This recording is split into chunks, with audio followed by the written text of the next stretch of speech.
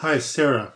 Now, as I stated in the gradebook, your contemporary ad and the historic photographs approach their intent from different directions.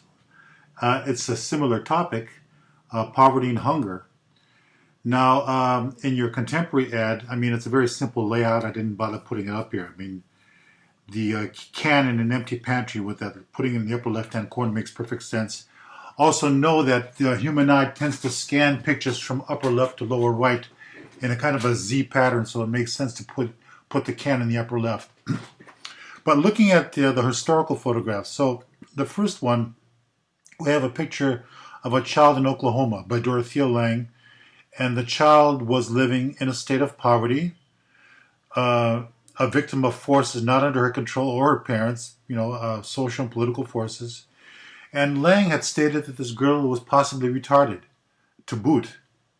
So she was an outcast because of that. And according to various sources, Lange may have felt an affinity for this girl because Lange had had polio.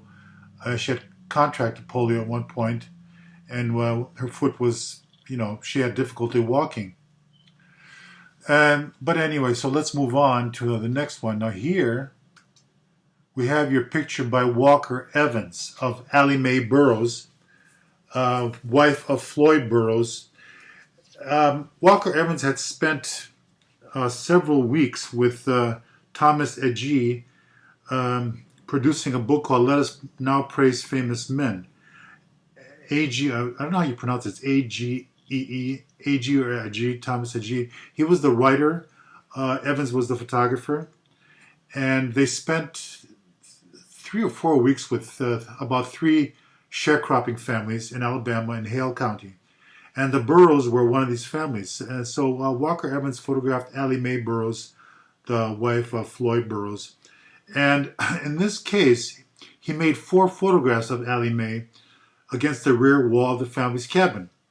So although all 4 of these pictures were compositionally similar, they each recorded different facial expressions, very subtle, with very subtle differences. A slight tilt of the head, a slight different gleam to the eyes. Very interesting. These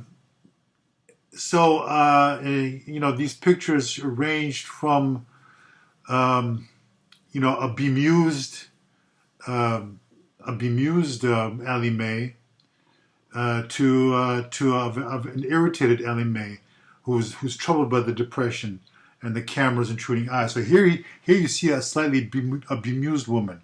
I mean, her eyes sparkle just a touch. I mean, her lips are pursed, but there's a slight sparkle to her eyes. Compare it to this one. I mean, here see the head tilts in the other direction. There's a furrow here. The lips are still pursed, but the eyes, look at the difference in the eyes. Look at the spirit of the eyes. What a difference it makes. Now, these are 2 of the 4 portraits. I didn't dig up all 4. But I just wanted you to see how subtle differences in a portrait can make it, subtle differences in composition and in the spirit of the person and the mood can make such a difference. Now, last but not least, before I start running more comparisons, here is Dorothea Lange's picture of Allie Mae 5 years later in 1941. A totally different woman. Here she's tilted in the opposite direction. She's facing the opposite direction. And she has this enigmatic expression on her face, which is as intriguing as the Mona Lisa. And she's facing in the opposite direction from the Mona Lisa. Now, compared to Walker Evans' straight-on kind of attempt at a certain kind of objectivity, remember, Walker Evans' style is to be objectively subjective. So he did this straight-on. But Dorothea Lange lent a personal touch. Here we have a plain background. Okay, it's the rear wall of the family's cabin. But here we have a diagonal view of like a trailer of some sort. And diagonals are just much more intriguing. And this is like a splintered, weathered wood trailer of some sort. But it's out of focus and in the background. Here, The dress pattern is very prominent, kind of playing along with the shingles in back. Really interesting contrast. So that's pretty much it. I wanted to bring that to your attention, how a photographer can make a difference. What else can I say? The Dorothea. Oh, wow. One other thing. This picture is viewed by critics as like the quintessential Evans photograph from this series. And it was included in Let Us Now Praise Famous Men. Whereas this one was included in his series American Photographs. And it's a publication called American Photographs. But this is considered the seminal definitive photograph by critics because it points more to the Great Depression and the hunger and the hardship.